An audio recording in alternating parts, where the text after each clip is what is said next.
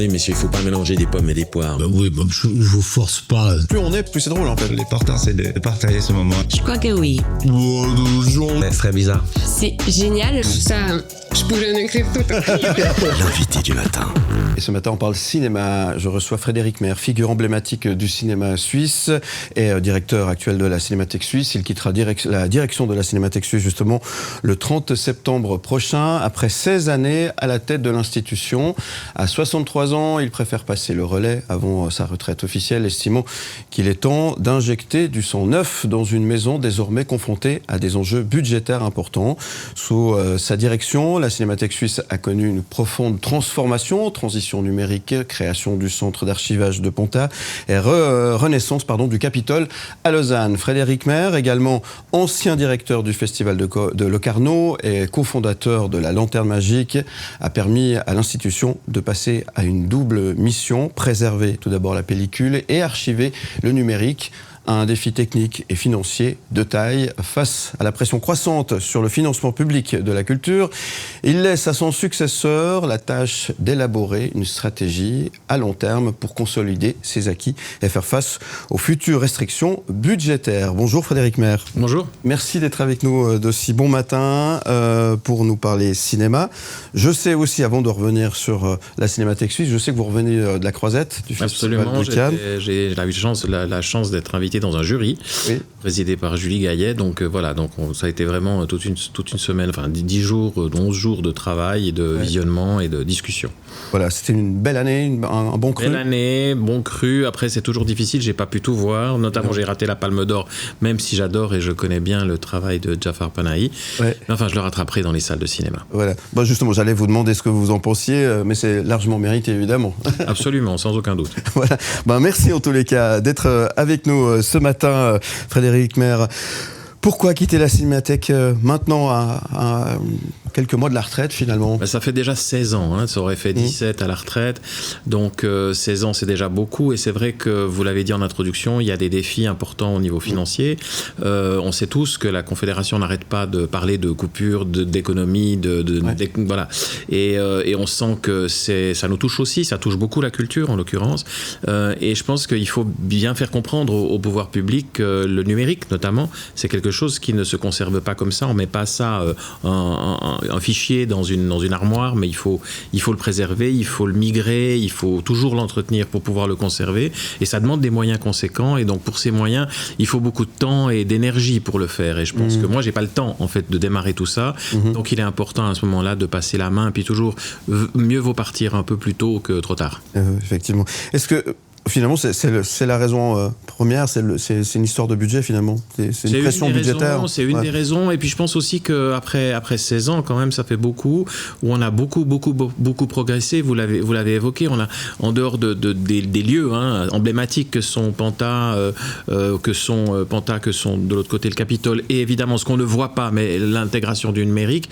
Il y a aussi une croissance à la fois des budgets, qui a plus que doublé dans le temps, croissance des collaborateurs, et maintenant il s'agit justement de consolider et de maintenir cette force qui s'est créée, qui s'est développée. On a des collaborateurs extrêmement compétents, et je pense qu'il est important aujourd'hui de pouvoir leur assurer un bel avenir dans cette maison, et pour ça demande aussi plus de moyens, et pour ça il faut faire comprendre au monde politique et au monde en général l'importance de la mémoire en fait, parce que le bâtiment qu'on voit là autour de nous, c'est un bâtiment qui contient la mémoire de notre pays, et si on veut continuer à pouvoir y accéder à cette mémoire, il faut quand même y investir un certain nombre de moyens. Vous dites également vouloir passer le témoin. Alors, cette institution est-elle finalement à un moment charnière? Moment charnière, il y en a eu quelques-uns dans l'histoire. Cette institution a déjà bientôt 80 ans. Elle n'a connu que 3 directeurs véritables en 3 ans. Freddy Buach, Hervé Dumont, puis moi. Donc voilà, il y a quand même une forme de stabilité très grande. Mais c'est vrai qu'il y a un moment donné où je pense que c'est bon de ne pas partir trop tard et de savoir se dire, tiens voilà, il faudrait du sang frais, il faudrait de la nouvelle énergie. J'ai contribué à la nomination du nouveau directeur de la Cinémathèque de Barcelone récemment, récemment, un jeune de 37 ans a été nommé à la tête de cette institution. Et là aussi, elle avait eu un directeur qui a justement fait un passage et fait grandir énormément l'institution. Et il était important d'injecter ce sang neuf. Et je pense que ça porte aussi ses fruits. Voilà. Et moi, je pense que c'est le moment pour que je passe à d'autres choses. Et votre départ, Frédéric Maire, marque quand même une rupture dans la continuité de votre stratégie, si je puis dire, en quelque sorte. Une rupture, non, je pense pas. Je pense qu'il n'y a pas de stratégie, il n'y a pas de véritable rupture. Je pense qu'il y a eu une continuité. Il y a eu Freddy Buach qui était le pionnier, qui a pendant plus de 40 ans, enfin 40 ans à peu près, fait croître cette institution, qui l'a rendue célèbre dans le monde. Hervé Dumont qui a été le premier consolidateur, et c'est lui qui a lancé le projet du centre de recherche et d'archivage de Panta. Donc moi j'ai repris le flambeau, mais c'est lui qui l'avait lancé. Moi c'était plutôt l'intégration du numérique, suivre le chantier et évidemment le projet du Capitole. Et voilà, donc je pense qu'il est important maintenant d'avoir de nouveaux projets. Moi, quelque part, les projets que j'avais, on les a réalisés. Et maintenant, il s'agit de lancer peut-être de nouveaux projets qui sont sans aucun doute aussi de la recherche de financement différents, de penser différemment peut-être l'archive. Le monde a changé depuis les années 2000 et le numérique, notamment l'année charnière 2009. C'est assez curieux. Je suis entré en 2009, l'année d'Avatar et l'année du basculement complet de toute la technologie de cinéma vers le numérique, même s'il existait déjà avant dans la production, mais il n'existait pas dans la diffusion. Et tout d'un coup, on se retrouve avec des salles qui balancent tous leurs projecteurs 35 mm à la rue, littéralement. Bien sûr, hein. Et ce changement-là, bon voilà, je l'ai vécu. Maintenant, il y en a d'autres qui sont en train d'arriver, et c'est ceux-là que quelqu'un d'autre devra porter. Donc vous partez sereinement, sans regret, sans remords? Sans regret, sans remords, on en a toujours forcément, parce qu'on aurait fait beaucoup plus de choses, notamment des gens que j'aurais eu plaisir d'inviter, des projets que j'aurais eu envie de continuer à développer. Mais bon, voilà, il y a un moment donné où il faut se dire, on peut pas tout faire dans la vie, et il faut aussi penser un peu à soi. Ouais. Mais vous êtes confiant? Je suis très confiant. Je pense qu'on a une institution qui est aujourd'hui internationalement reconnue. Et je pense que comme toujours en Suisse, on n'est jamais très très reconnu dans la patrie, mais il faut bien se rendre compte que la Cinémathèque suisse est une des 10 plus grandes cinémathèques du monde en termes de collection, mais elle est aussi reconnue comme une des grandes cinémathèques avec un savoir-faire, des compétences, des lieux, des structures qui sont idéales. Et on est cité souvent en modèle. D'ailleurs, on reçoit beaucoup d'invités étrangers qui viennent s'inspirer de nous, comme nous, on s'était inspiré jadis des Danois, des Suédois et de quelques autres cinémathèques nordiques. Merci d'être avec nous ce matin, Frédéric Maire. On se retrouve dans un instant. On marque une toute petite pause et on continue de parler cinéma avec vous, juste après la pause. À tout de suite. Il ne faut pas mélanger des pommes et des poires. Oui, je vous force pas. Plus on est, plus c'est drôle en fait. L'important c'est de partager ce moment. Je crois que oui. C'est très bizarre. C'est génial. Ça, je pourrais en écrire tout. L'invité du matin. 7h22, de retour sur le plateau avec mon invité ce matin, Frédéric Maire, directeur de la Cinémathèque suisse à Lausanne. Merci d'être avec nous. Bon réveil à vous tous. Merci d'être là. Vous le disiez, 16 ans au sein de cette cinémathèque mythique, connue et reconnue mondialement, on en parlait tout à l'heure. Qu'est-ce que vous retenez les moments forts de ces 15-16 années passées au sein de cette institution? Il y en a évidemment énormément en 16 ans, mais je pense qu'il y en a un en particulier qui était assez symbolique et significatif pour deux raisons.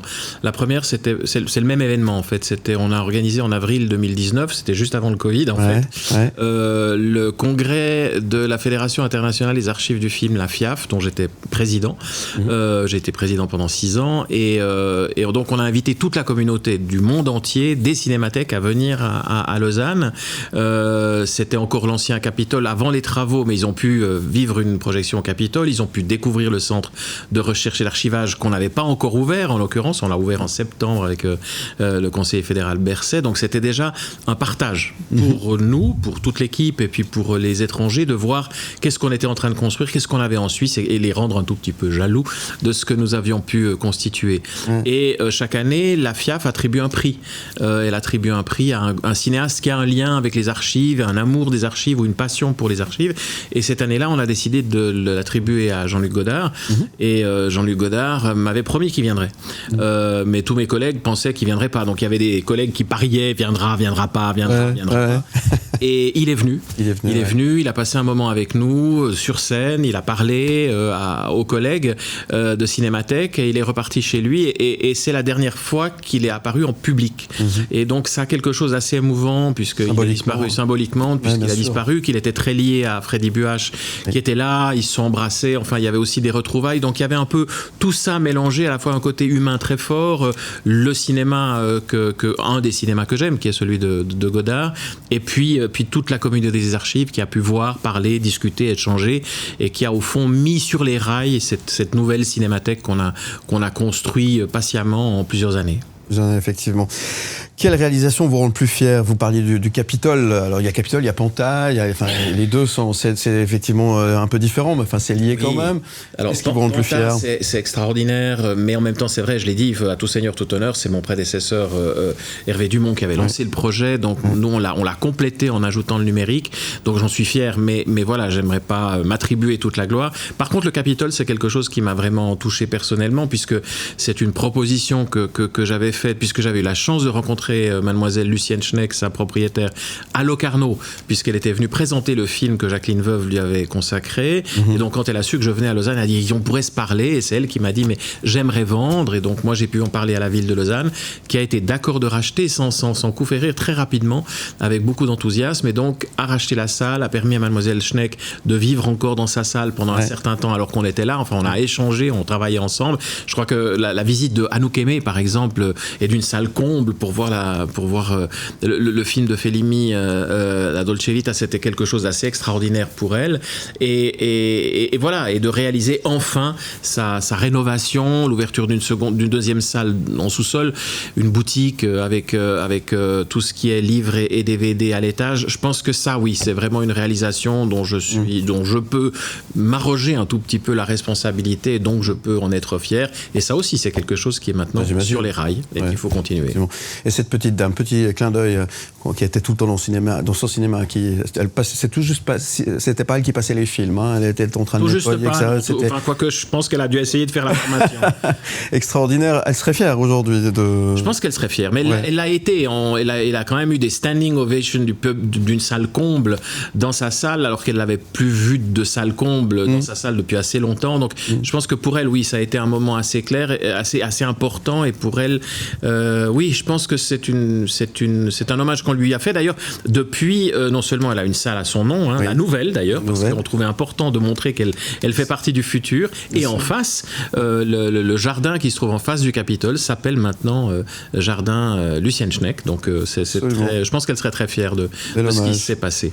Effectivement. Pour revenir à cette transformation numérique avec la Cinémathèque suisse, aujourd'hui, est-ce qu'on peut dire qu'elle est achevée, cette transition ?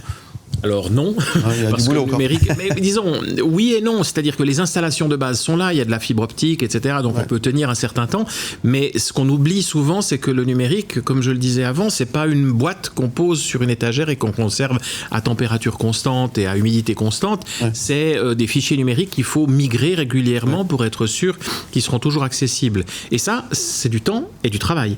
Et ça, je pense que c'est justement une des choses que les pouvoirs publics ont un peu de peine à conscientiser pour eux, comme d'ailleurs certains producteurs que je connais. Bon, le film est sur un disque dur, je le laisse sur mon étagère. Oui, mais le disque dur, demain, il sera mort, très vite. Et c'est ça qu'il faut faire comprendre, c'est que le numérique demande un entretien permanent, et c'est cet entretien permanent qui est difficile d'assurer complètement, pour des questions financières.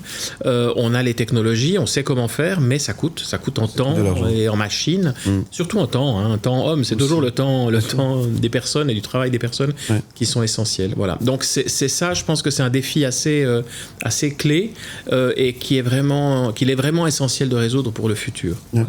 Votre successeur devra faire des choix difficiles, lesquels selon vous ? J'en sais rien, je vais lui laisser la liberté, lui laisser la liberté de le faire. Des choix difficiles, peut-être pas, peut-être qu'il faut aller chercher l'argent plutôt que de faire des choix. Moi, j'ai toujours choisi d'essayer de chercher l'argent par rapport aux idées. Alors c'est vrai qu'on m'a toujours reproché d'avoir toujours trop d'idées, donc d'aller un peu trop vite avec la machine et la tendance suit, mais finalement on y est arrivé. Maintenant peut-être qu'on est allé pas trop loin, mais maintenant il s'agit en effet de s'arrêter un moment, de se poser, de se consolider, et puis de voir en effet quelles sont les priorités qu'on veut donner, mais sans perdre l'âme de l'institution. Et l'âme de l'institution, c'est à la fois, vous l'avez tout dit tout au début, c'est à la fois cet échange entre la conservation, la restauration du patrimoine, la visibilisation de ce patrimoine grâce à la numérisation, parce que c'est ça qu'elle permet. La numérisation, on fait circuler maintenant des films suisses un peu partout dans le monde, et ça c'est grâce à la numérisation et la restauration. Et de l'autre, ce côté spectacle que nous tenons à maintenir, notamment à travers le Capitole, mais aussi en faisant circuler les films de la Cinémathèque un peu partout en Suisse et à l'étranger. Et donc, c'est ces deux éléments qui doivent subsister, et si on les réduit l'un au profit de l'autre, c'est pas bon. C'est cet équilibre à garder entre les deux qu'il faut essayer de pouvoir garder, donc ça demande plus de moyens et j'espère pas trop de sacrifices. On espère évidemment. Quel profil idéal voyez-vous pour succéder finalement à ces 16 années que vous avez passées dans cette institution ? Peut-être moi en femme, je sais pas. Faisons un essai. Non, mais j'ai pas véritablement de profil, mais je pense que le choix est soit comme ça s'est fait dans certaines institutions, de nommer quelqu'un qui soit plutôt un manager, quelqu'un qui gère les choses. Et je pense que c'est pas une bonne idée. Je pense qu'il faut vraiment quelqu'un qui a un profil artistique. C'est-à-dire vraiment cette idée d'un directeur artistique ou une directrice artistique qui a une vision du cinéma, de son histoire, qui connaît bien le cinéma suisse, mais qui connaît à la fois les archives, la programmation, la diffusion. Voilà, c'est ces profils un peu mêlés, qui ne sont pas évidents à trouver. Et puis généralement, on se forme toujours un peu sur le tas. Moi, je viens plus de la programmation que de l'archive. Mais c'est vrai que depuis que je travaille pour le Festival de Locarno, et même déjà pour La Lanterne Magique, on allait chercher nos films chez Buach. Et donc, on était tout le temps à Pantin à aller chercher, voir des bobines. Donc, quelque part, ce rapport à l'archive est venu de la programmation. Ça peut être une solution, ça peut être le contraire. Ça peut être quelqu'un qui vient de l'archive et qui va vers la programmation. On verra, mais c'est pas moi qui vais faire le choix. C'est le conseil de fondation et on verra qui y trouveront et qui viendra. Normalement, les annonces devraient paraître tantôt. Tantôt, très bien. Et vous, Frédéric Maire, c'est quoi votre prochain scénario personnel après cette sortie de scène ? Alors, ranger mes archives, parce que j'ai des cartons partout qu'il faut que je range, que je classe, etc. Ça, c'est la première priorité, parce que c'est invivable chez moi. Et il y a d'autres cartons qui vont arriver, ça va être encore pire. Et puis, de l'autre côté, on verra bien ce qui viendra. Je pense que j'ai déjà quelques petits projets de gens qui m'ont dit « Ah oui, mais j'aimerais bien que tu participes à un jury par-ci, à des choses par-là. » Donc, du consulting... On verra, mais sinon, je veux dire, même passer du bon temps, lire et regarder les DVD que j'ai eu l'occasion d'acheter, que j'ai jamais eu le temps de regarder, et les livres que j'ai achetés, que j'ai pas eu le temps de lire, ça, c'est aussi quelque chose qui me tient à cœur. Très bien, et qu'est-ce que je peux vous souhaiter ce matin ? Bon vent. Alors, très bien, bon vent, j'aime bien. Alors, je vous souhaite bon vent. Je vous remercie beaucoup, en tous les cas, d'être venu répondre à mes questions ce matin. On vous retrouvera évidemment en podcast et en image sur le site mlemedia.ch. Alors, bon vent encore une fois. Merci. Et à très bientôt, j'espère. Merci Frédéric. Merci, à bientôt. Où tu veux. Comme.